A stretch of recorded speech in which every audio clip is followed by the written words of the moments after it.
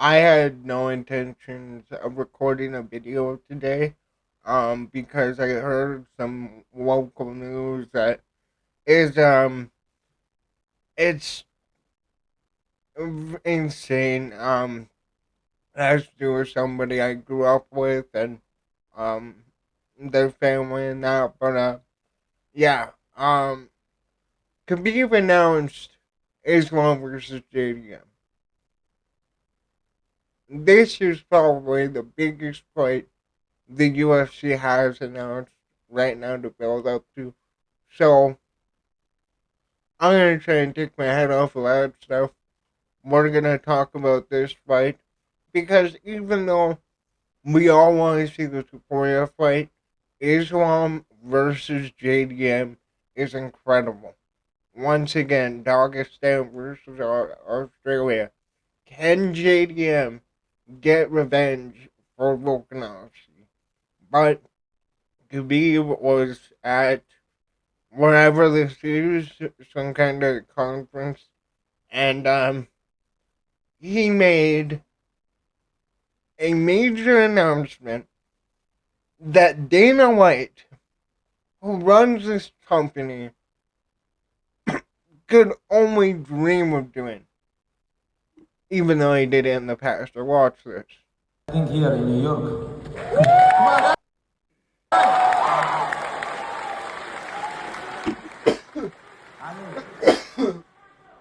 They promised us. Be quiet, please. I think the manager. He upset because I give information. But this is his deal with UFC. I don't deal with UFC. This is his problem. But we have deal with them. He's gonna fight in Madison Square Garden, and they say yes. I think here in New York. So that clip wasn't going around that Khabib announces he's fighting at MSG. We've known that he's moving up to welterweight. There's only one guy who's going to fight, and it's JDM. Now, obviously, did I really pull up two Islam Makachevs? And there's no way. Hold up. Jack, no. We're gonna ignore that I did that. So, the main focus going into this fight is, can Islam Makhachev win the 170-pound belt? You look through his career, 27-1, and in his prime, man, what can you say?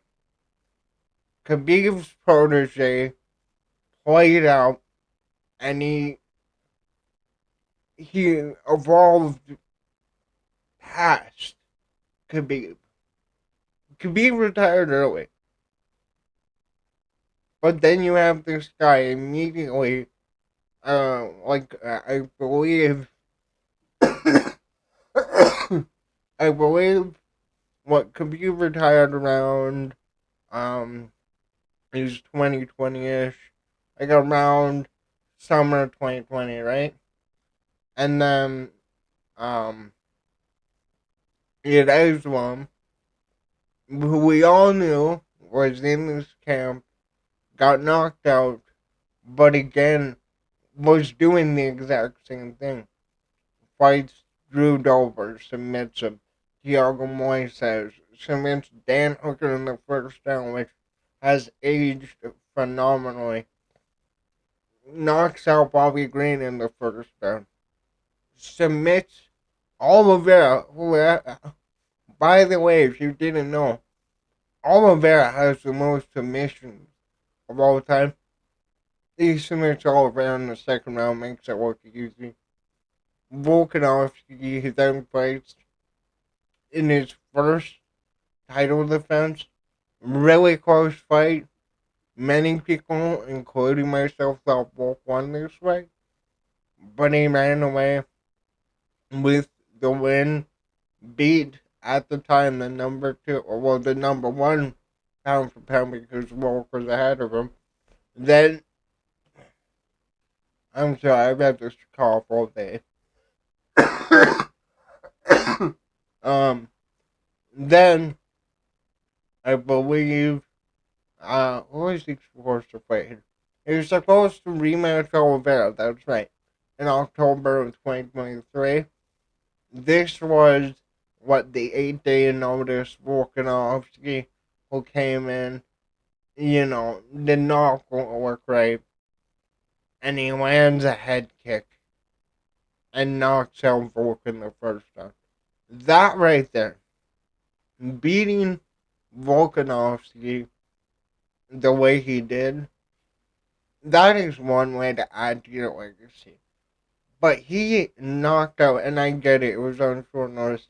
Having a first round knockout over Volk is incredible. And then he moves in to Dustin Poirier, which Dustin Poirier is one of the greatest lightweights of all time. Whatever, he didn't win a belt. He won the interim belt. He beat Holloway twice and well, in their primes. Submits him in the fifth round. And Poirier looked good in this fight. But then you got to see Makhachev, the kickboxing dude, is next level. When we all thought, because of Khabib, Dagestan and wrestling. In that Poirier fight, he outgrappled Poirier. Poirier tried getting the guillotine choke. Good lord, this cough needs to go away. But he gets a guillotine choke and or the yeah, he gets a guillotine choke in both of these fights. Almost gets it, but they both get out. Same with the Oliveira fight. But we're not talking about Poirier. He manages to submit Dustin Poirier in the fifth round, and this was Dustin Poirier that just upset Benoit Saint Denis. He was supposed to fight Justin Gaethje, but I mean, we know how the Gaethje fight would go.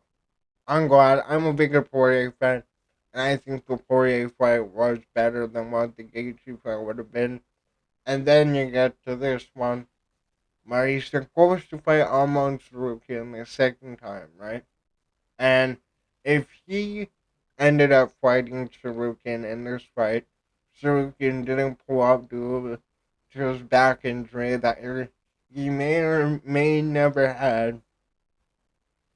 This would have made him undeniably right there to go up to 170. I feel like if he beat Arman Tsarukyan, even with what Elite Warrior was doing, man, especially if you finish Tsarukyan, which will be tough, and we're going to have to see. I don't know why I emphasize tough like that. We're going to have to see how Elite Warrior can compete against Arman Tsarukyan. But again, he walked into all of his guard.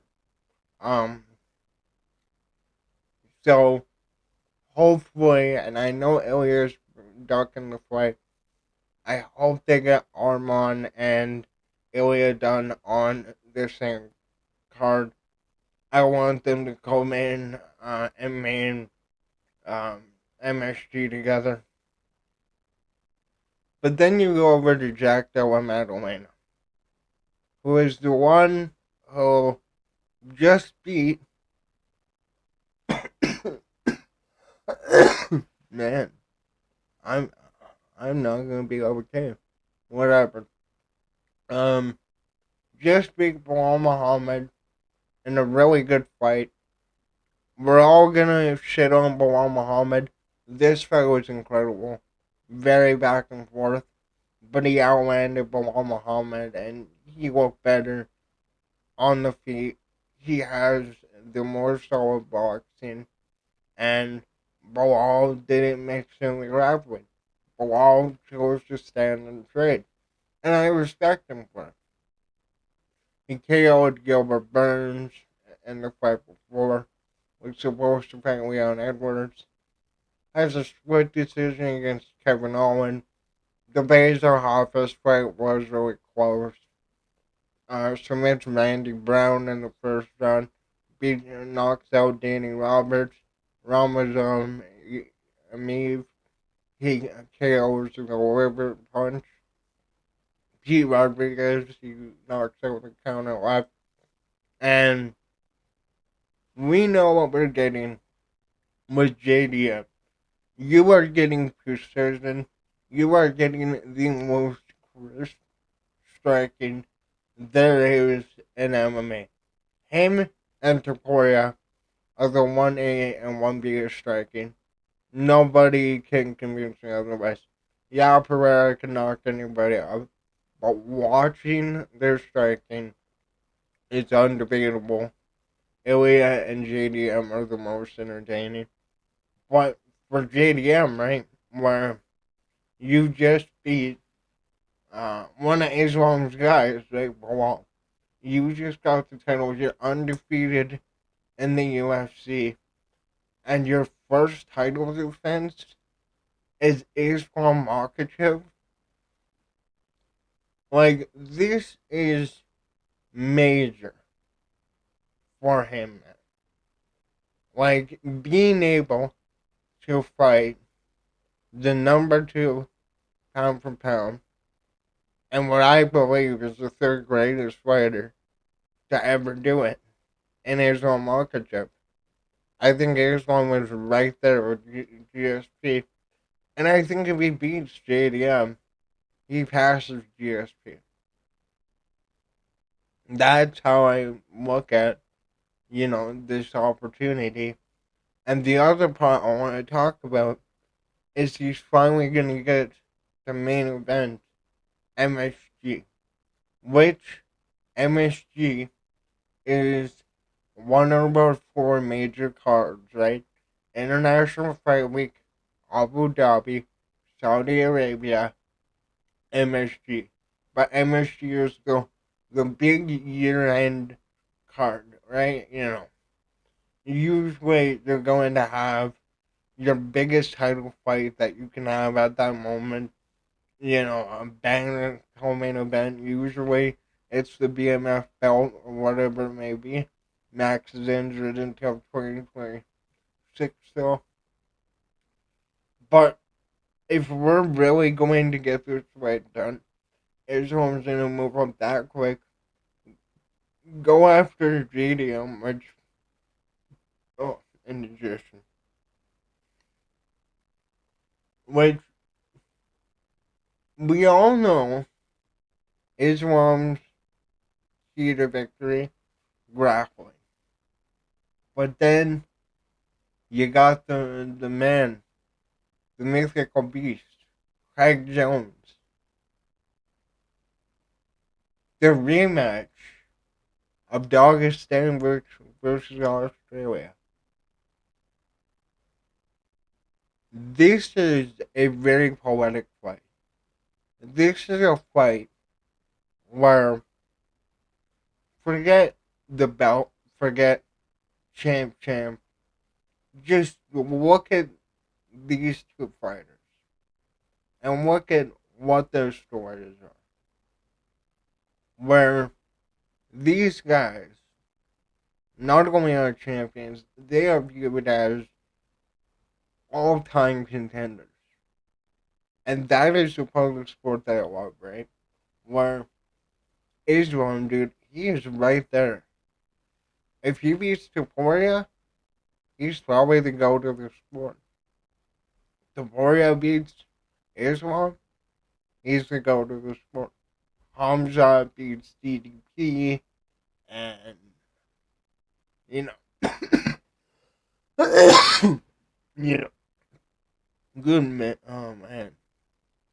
Give me, if DDP beats Hamza, Kill Baralo, the next 2 middleweights, he'll be up. But with Islam, he has 2 options right now. I can become a champ. I can add that to my legacy. Maybe I even defend the belt at welterweight, which not very many people defend both titles, and that's the big thing I want to see. When you become a champ, in order for me to put you in the, elite tier, I need to see you defend both belts, which I think is what we're doing. I think you look at welterweight, it's definitely the scariest division. Like, welterweight is that perfect division of skill and size perfectly blend where anybody can come out with a big shot and end the fight, but you're still going to see a little bit of the lighter man's skill. You're going to see a faster pace, more of an output. And for Islam, we know about the Dagestani weight bullying and that.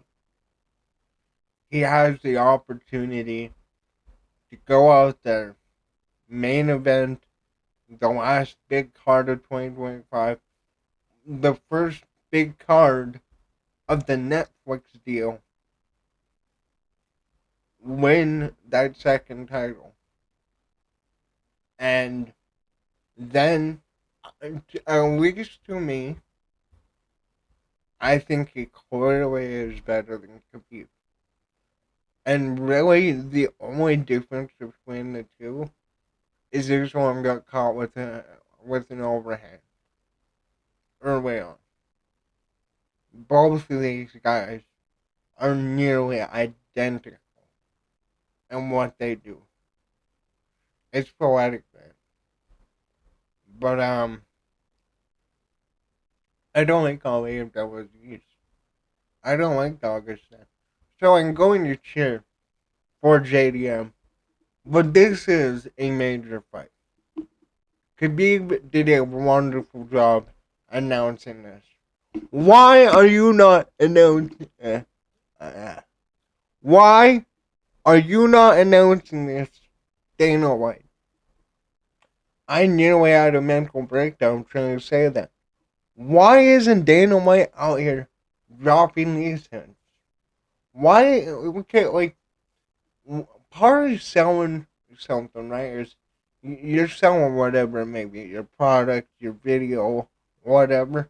You need to add that little extra that hooks people in. Where it's like, yeah, on top of this, we got this fight, but you don't say it anymore. It's basically Dana White doing exactly what I'm doing in these videos, except he doesn't have a speech impediment most of the time. But I don't know, man. That's my karma for shitty on Dana White. But this is big. I like that we're getting it done in 2025.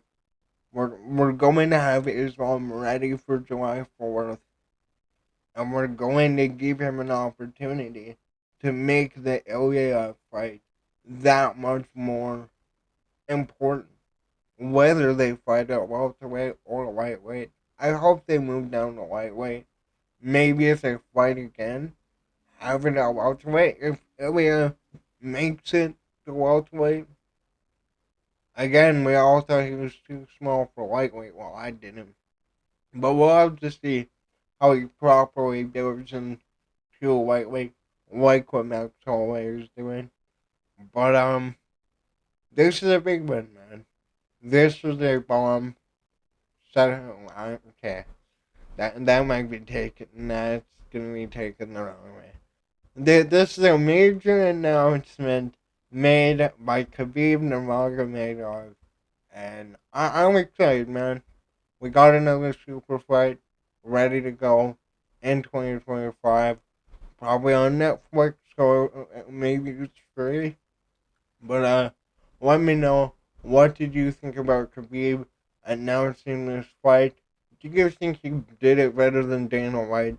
And give me your thoughts on this fight, how you think it will go, and what this fight means for these two fighters. Thank you for watching.